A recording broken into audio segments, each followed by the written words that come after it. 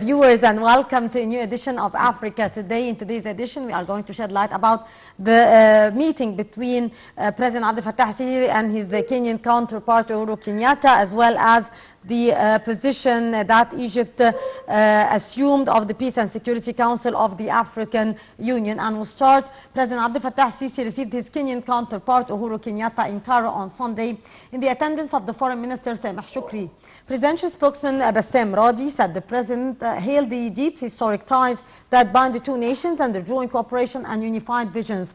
According to Radi, the president expressed Egypt's keenness to enhance ties and fix strategic cooperation in all fields. The head of state extended his congratulations to Kenya for being elected as non-permanent member in the UN Security Council during the period from 2020 to 2021, expressing confidence in the ability of Kenya to represent the African continent and defend its causes in the world body.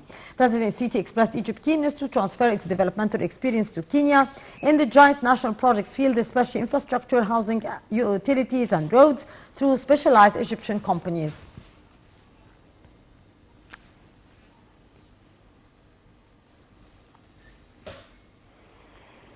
And to shed light on that, we are very much indeed delighted to have our dear guest, Ambassador Hussein Haridi, former Assistant Foreign Minister.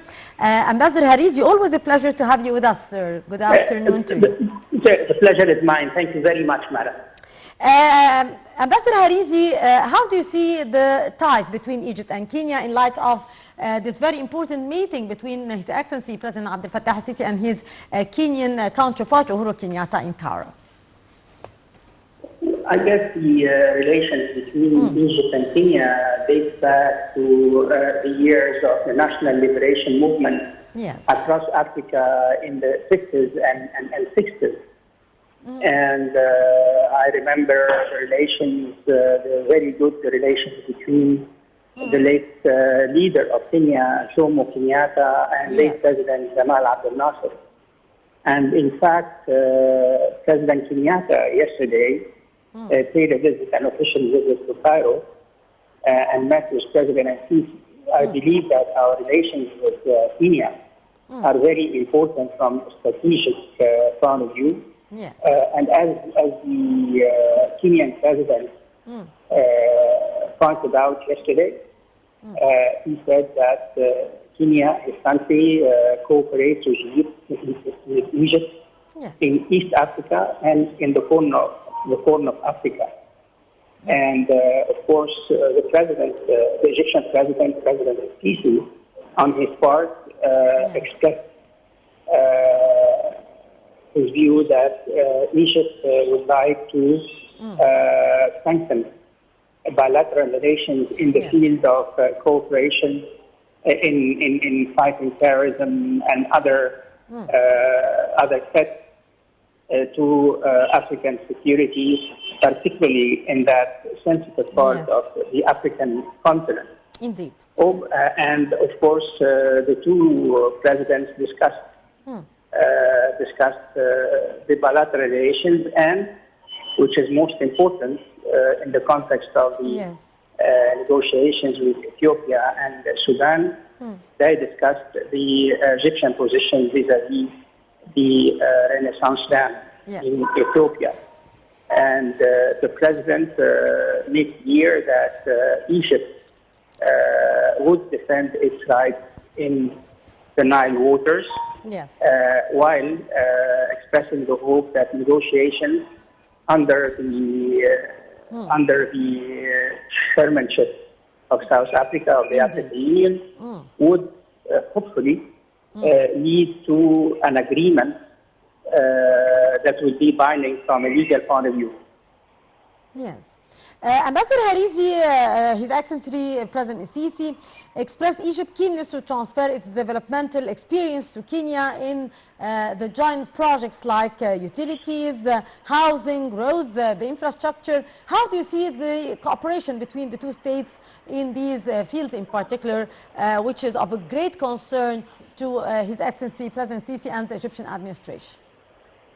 In fact, the Kenyan president expressed the hope that his country would benefit from the experience of Egypt in construction because and in health, because he said Kenya is about to start a very ambitious program in health and in low-cost housing. And he would like to benefit from the Egyptian experience in these two fields. And the Egyptian president, on his part, stressed that Egypt would be more than willing to help Kenya through whether public sector companies or private sector companies who have gained much experience in these fields in Kenya. Indeed. Ambassador Haridi, also His Excellency, the visiting President Uhuru Kenyatta, the President of Kenya, praised the Egyptian regional role to maintain peace, security and stability in the Horn of Africa and Eastern Africa, which were reflected in Egypt's big support in settling many hanging issues in the past stage, according to Kenyatta. How do you see the Egyptian role here in maintaining peace and security in the Horn of Africa and Eastern Africa? We have been cooperating with countries, whether in this area or outside the Horn of Africa and East Africa, to make sure that terrorist groups won't have the upper hand in that part of Africa. This part of Africa is being threatened by the presence of groups like Al-Qaeda, and they are well implanted in Somalia, and from time to time they launched attacks against Kenya. And Egypt is coordinating and cooperating with Kenya and other countries in East Africa to meet these security challenges. And of course, defeating terrorist groups calls for close cooperation, not only among African countries, but also between African countries and foreign powers. Ambassador Haridi, on a larger scale, how do you see the Egyptian-African ties recently, which of course we are witnessing, which is reflecting great concern for Egypt over the interests of the African continent in general? What's your take on that, Ambassador Haridi? Well, Egypt is an African power. Indeed. Egypt is a founding member of the what was called at the time back in 1963 the organization African Union, which turned into the African Union in 2010. And we have always been very active in African affairs. And of course, this culminated last year in the Egyptian presidency of the African Union. And of course, during this presidency, from February 2019 to till February this year, we have coordinated with African countries and with foreign powers who have vested interest in Africa on various fields, mainly security, fighting terrorism, infrastructure development, trade, environment, women empowerment, job creation for youth, for African youth, and of course, from an Egyptian standpoint, our national security is closely linked with the security and stability and prosperity in Africa. And that will always remain a constant preoccupation, a permanent strategic interest for Egyptian foreign policy. Ambassador Haridi, Egypt actually has assumed the 1 month presidency of the Peace and Security Council of the African Union. How has Egypt contributed to promoting peace and security, especially in Africa and African regions? Well, you may recall that Egypt was elected a member Yes. in the Peace and Security Council of the African Union Yes. In February 2019, and this coincided with the Egyptian chairmanship of the African Union. And now Egypt has assumed the rotating, and I stress the word rotating. Egypt has assumed the rotating presidency of this council for this month. Yes. This council, as you may recall, Madam, and as its name implies, is mainly concerned with all questions pertaining to security and peace on the African continent. Yes.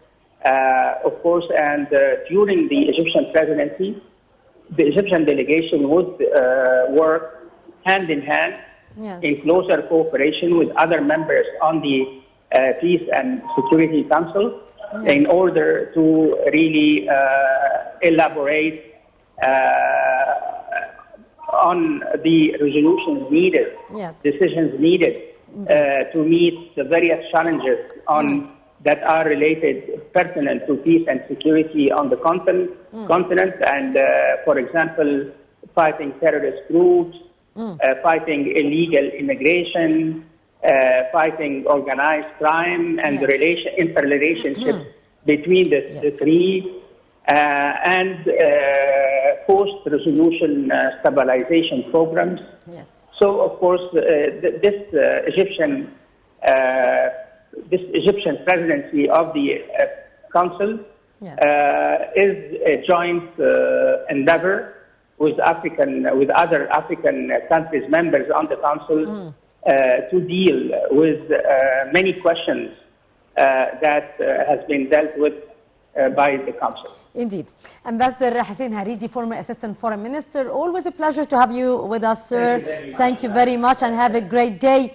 And moving on with our reports from Africa, where Sudan's government and the rebel groups on Saturday inked a landmark peace deal aimed at ending decades of war in which hundreds of thousands died. More details.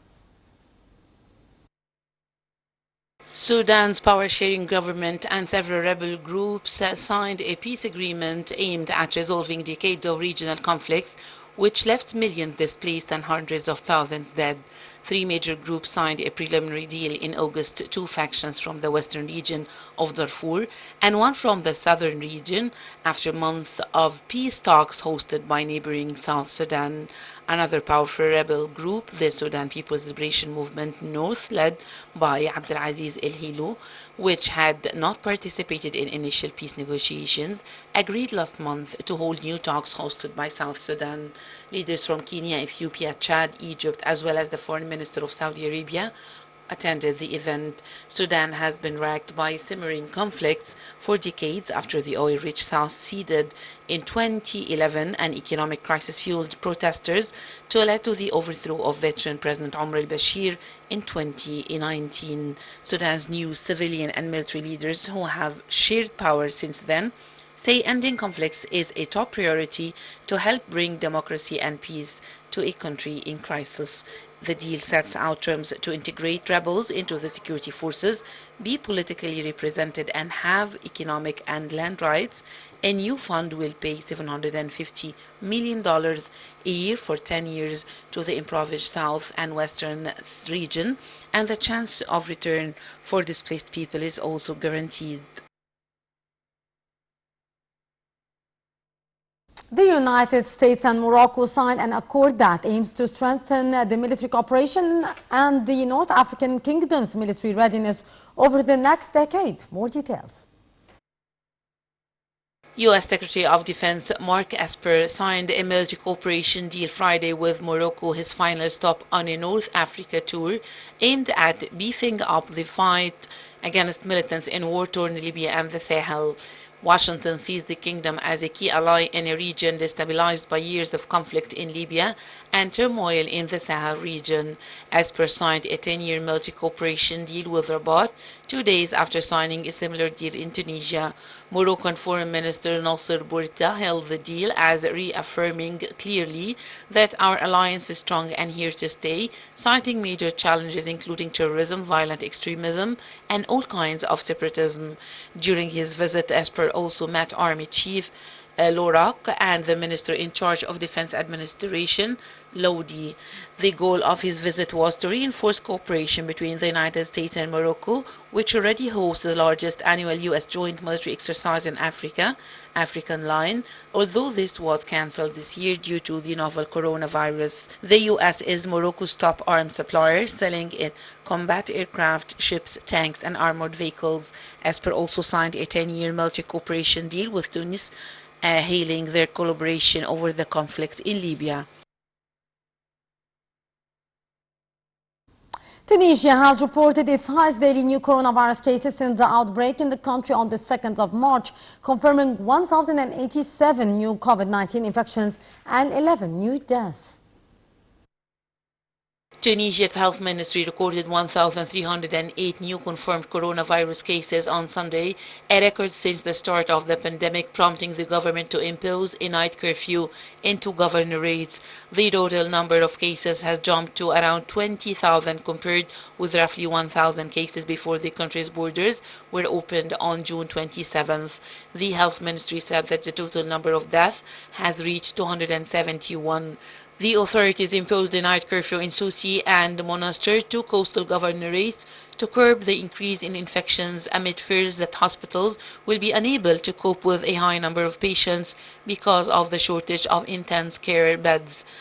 Prime Minister Hisham Michichi said this week that it was unthinkable to reimpose a general lockdown because of the unprecedented economic collapse caused by the first lockdown begun in March. Tunisia's tourism-dependent economy shrank 21.6% in second quarter of 2020 compared to the same period last year as a result of the pandemic and measures to curb it. Well, with that, our dear viewers, we come to the end of this edition of Africa Today. Hope you have enjoyed it. Until tomorrow with another crew, it's goodbye.